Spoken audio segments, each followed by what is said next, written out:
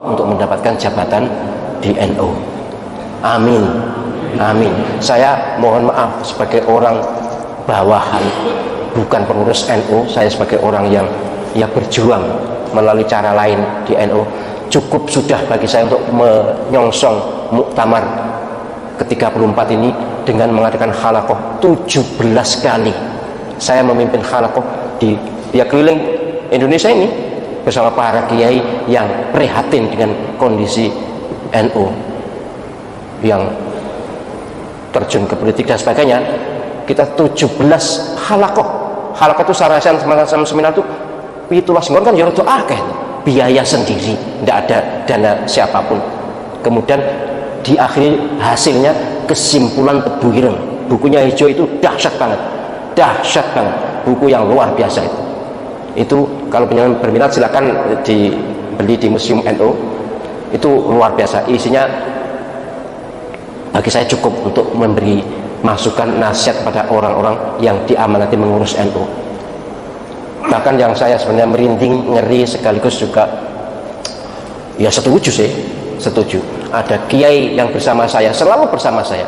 Kiai ini kiai warok ya, warok itu ya sangat menjaga diri, puasa terus setahun utuh selain hari raya tanggal 1 Syawal dan tanggal 10, 11, 12, 13 Dzulhijjah. Selain itu puasa terus, dan kalau ya malam jarang tidur, dan akhir-akhir mengumpulkan jamaah keliling Indonesia berdoa. Inti doanya ini, mohon maklum ya para pengurus NU, para peserta muktamar, ini tidak menuju pada seseorang, tapi doanya begini: jika pimpinan NU diperoleh dengan cara politik uang, moga-moga berumur pendek. Jika yang diamanati menjadi pengurus NU tidak bisa membawa misi, tidak membawa pesan, tidak bisa meneruskan perjuangan para pendiri NU, moga-moga berumur pendek. Saya tidak berani mengamini, tapi hati saya ya setuju juga. Ini kiai ini sudah berulang kali terbukti doanya mandi, mustajab, doanya mustajab. Saya sangat akrab, hampir tiap malam komunikasi. Beliau sudah berangkat, akan segera berangkat. Kalau saya memang tidak, belum kiai besar, kiai soleh, kiai yang benar-benar kiai yang alim lahir batin, kuat zikirnya, tiap Jumat lagi di ngampel ini mengumpulkan jamaah.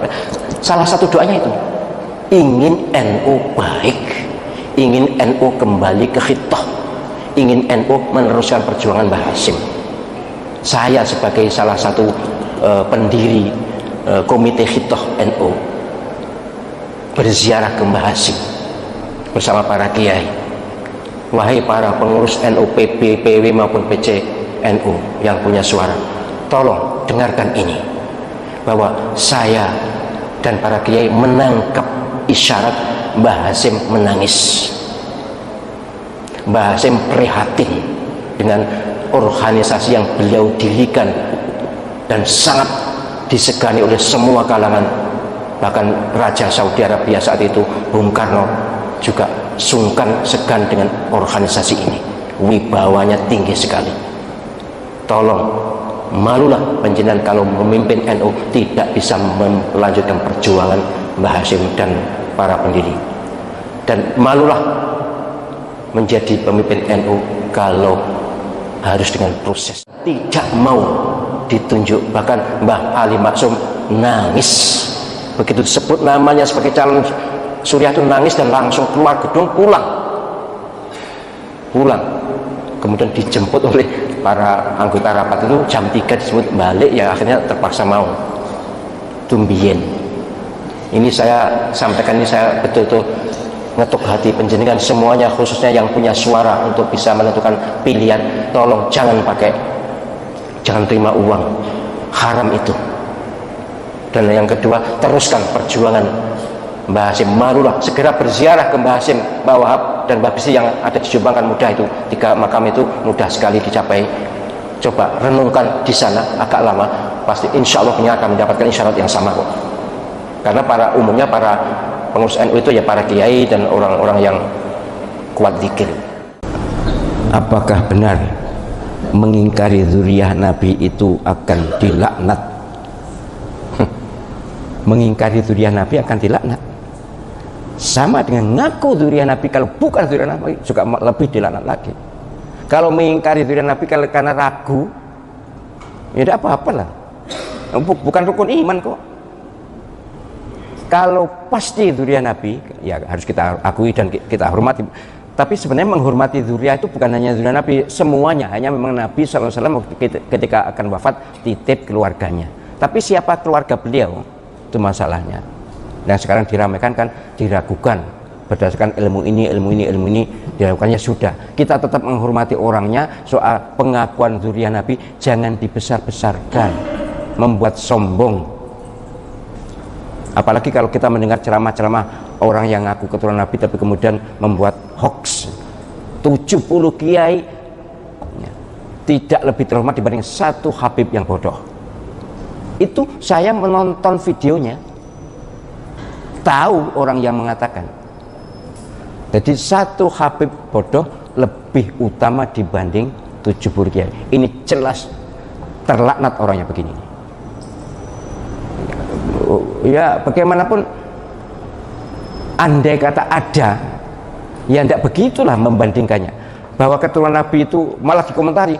Karena apa? Karena keturunan Nabi itu walaupun misalnya jadi gila misalnya, tetap keturunan Nabi. Sementara ulama atau kiai kalau jadi gila, ya hilang ulamanya, kiainya. Ngene analisisnya menangi dewi. Yang jelas saya tidak setuju, dan saya yakin orang waras tidak setuju. Kiai yang beneran ya, kiai yang kiai betul, yaitu kiai yang alim dan soleh, itu kiai. Keturunan siapapun. Jadi tidak benar ini. Kalau ada orang mengingkari dzurriyyah Nabi dilaknat, itu tidak. Apalagi kalau sudah tahu ternyata berdasarkan beberapa disiplin ilmu memang batal, ya sudah. Tapi jangan menghina, jangan mengejek, jangan melecehkan, jangan meremehkan. Kita hormati sebagaimana sebelumnya kita hormat. Teman-teman saya para habaib tetap saya hormati. Saya tidak mempermasalahkan dia nasab siapa, tidak pernah menanyakan begitu. Jadi sesungguhnya lah soal nasab ini harusnya saling menyadari bahwa dalam hal nasab ada dipermasalahkan, ya sudahlah, berarti ada masalah, ya sudah. Jangan lalu keluar-keluar dengan segala macam sumpah serapah. Apalagi kemudian muncul ajaran-ajaran khurafat itu dari mereka yang mengaku keturunan Nabi, bahwa ada leluhur mereka yang sanggup mi'raj satu malam 70 kali. Bayangkan, menemui Gusti Allah. Saya tidak usah sebutkan, tapi ini jelas mereka ini. Saya juga nonton videonya loh. Semua yang saya katakan ini saya bukan ngarang, memang ada videonya, dikirim oleh seseorang kepada saya, dikirim. Jadi mi'raj 70 kali satu malam. Nabi itu seumur hidup hanya satu kali. Ngomong apa itu? Tidak mungkin lah kita percaya. Kemudian ada leluhur mereka yang bangkit membentak malaikat Munkar Nakir. Malaikat Munkar Nakir karena menyiksa orang yang dikubur di sebelahnya Habib ini. Kemudian sambat mengeluh, rame berebekan. Ini bangkit. Malaikatnya bentak Melayu. Tidak mungkin malaikat kalah dengan orang alim, sealim apapun, kecuali Rasul, dan Rasul tidak mungkin membentak, itu tidak mungkin. Macam-macam ini yang dikirimkan ke saya, macam-macam. Tapi beginilah, saya menghimbau kepada para habaib yang selama ini disebut sebagai habib, ayolah turun tensi, rendah hati. Sudahlah, lapang dada. Soal keturunan atau bukan keturunan itu tidak penting. Yang penting inna akramakum indallahi atqakum. Paling mulia di antara kalian adalah yang bertakwa, bukan keturunan atau bukannya, Arab atau bukannya, kulit hitam atau bukannya, dan seterusnya. Yang jelas umat Muhammad ini semuanya dimuliakan Allah SWT, manakala takarannya adalah taqwallah. Itu Al-Quran, dan begitu juga hadis Nabi sangat banyak ya. Soal habaib ini muka-muka selesai, walaupun makin ramai ya, makin ramai di sosial media. Dan saya sangat menghimbau pada saudara-saudara, teman-teman saya para habaib, ayolah turunkan tensinya, Dan setahu saya umumnya para sayyid, para syarif itu tidak cerita. Wali Songo setahu saya bukan Habib tapi sayyid, keturunan Sayyidina Hasan. Ya, agak fanatik sedikit, makanya saya tidak setuju kalau tibaan itu Jadal Husaini, itu saya tidak setuju. Itu epeh. Jadal Husaini ngerti ya? Mbahnya Sayyidina Husain, harusnya Jadal Hasan Husain. Sayyidina Hasan itu disudutkan oleh golongan Syiah itu. Tapi Habaib ini bukan Syiah, ini lain, tapi yang jelas memang Sayyidina Husain itu pujaannya Syiah ya. Bahkan sampai disebut-sebut dalam zikir mereka. Itu loh, apa?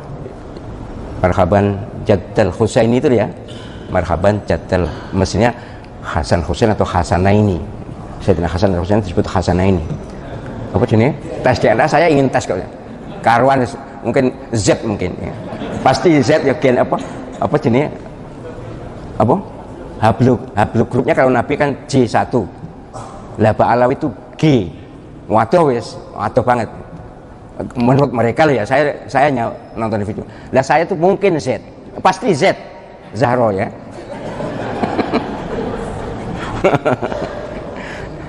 Ya, tapi maksud saya gini loh, ayolah kita sadarkan diri dan sadari diri.